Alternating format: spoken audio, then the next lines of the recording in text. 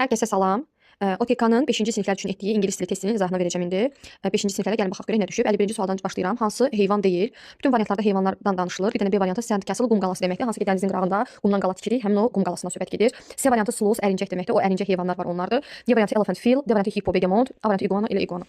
52-ci testdən davam edirəm. Gördüyünüz kimi sual cümləsidir və sual verərkən zeri zera tipli cümlədirsə ar qabağa keçməlidir. Ona görə A variantı C variantı getdi. Are there any books in this bedroom? Bu yataq otağında kitablar var, heç kitablar var. Ona görə 52-də cavab olacaq D variantı. 53-dən davam edirəm. Alex mənim kuzenimdir ya da onun kuzenidir də ola bilər. Bir dənə B variantı ola bilməz. He, cousin ola bilməz. Cousin sözü əmşağı, bir uşağı, dayı uşağı, xala uşağı hamısı gedir. Kuzen türklər demişkən. Alex oğlan olduğu üçün ikinci tərəf olacaq he. He has a big cat called Moto Moto. Alex mənim kuzenimdir. Onun böyük bir pişiyi var Moto Moto adında.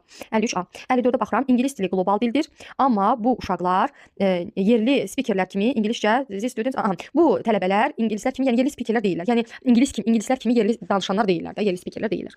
English sözü tək olduğuna görə iz götürəcəyik. English is a global language. Students sözü cəmdə olduğu üçün Arnold götürəcəyik. Bu tipli testi mən dilim izahlarında da vermişəm. Bir cümlədə bat varsa bir tərəf təsdiq, bir tərəf inkar olur. İngilis dili qlobal dildir, amma bu tələbələr İngilislərin yerli danışanları deyirlər. Yəni yerli ingilislər deyirlər. Ona görə 54-də cavab olur D variantı. 55-ci testdən davam edirəm.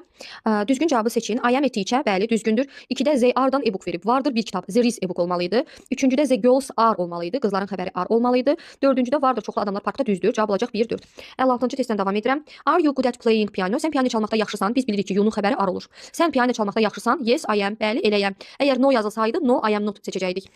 Ona görə 56-da cavab B variantı olur. 59-da düzgün sual cümləsini bizdən istəyir. 1 və 4 ümumiyyətlə sual cümləsi deyil. Variantlardan 1 və 4-ü çıxanda bir dənə 2 və 3 qalır. İkinci sualda deyir soyuducuda heç süd var və üçüncü sualda deyir ki, partidə çoxlu adamlar var və sual cümləsidir. Çünki is A cümlənin əvvəlinə keçib. Daha sonra burada bir balaca mətn var. Biz mətni oxuyub cavabları verməliyik. Deməli 58-dən davam edirəm. The passage is mainly about. Mətn nə haqqında danışır? Mətn deməli burada bir qızın evi haqqında danışır. Ona görə 58-də cavab olacaq A variantı.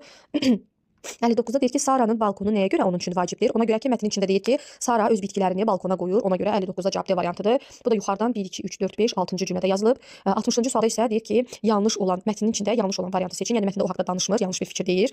60-da she loves the big yard next to her home. O sevir böyük həyəti evinin yanında olan. Burada isə elə bir şey mətnin içində. Deməli wrong deyəndə şagirdlər bir şeydə çaşır. Wrong deyirsə biz mətndə o haqqda məlumat verməyən və yaxud da ki, mətndə o haqqda başqa cür məlumat verən bir şey axtarıb tapmalıyıq. Yenə izah edirəm. Tutaq ki, mən deyirəm ki, Sara'nın 28 yaşı var, o evlidir, onun öz evi var, maşını var və s.